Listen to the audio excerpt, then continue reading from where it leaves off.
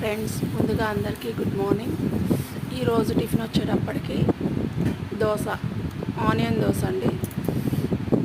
అది చూడండి ఒకసారి, అంటే అంటుకోకుండా రావడం కోసం అని చెప్పని ఒక చుక్క ఆయిల్ వేసి ఆనియన్ పై పీస్ తోటి రుద్దేసి తర్వాత దోశ వేసాను. ఇది రావడం అయితే చాలా నీట్గా వస్తుంది.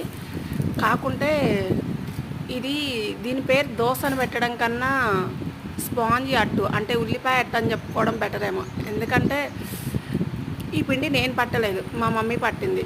నేను పట్టేటప్పటికి ఏంటంటే ఒక కప్పుకి మినపగుళ్ళకి 3 కప్పులు బియ్యం పోసుకుంటా. మా మమ్మీ ఏమో 1:2 పోస్తుంది అనమాట. అందుకే మెత్తగా వస్తాయి. బట్ నాకేమో ఇవి ఇష్టం ఉండదు. వాళ్ళ ఇంట్లోనేమో అవే తింటారు, అమ్మ వాళ్ళ ఇంట్లో. సో అమ్మ వాళ్ళు చేసిన పిండి కాబట్టి తప్పదు, ఇంక అట్లే ఉంటుంది. సో దీన్ని ఫైనల్గా అయితే ఉల్లిపాయ అట్టు అని చెప్పచ్చు. ఎలా ఉందో చెప్పండి.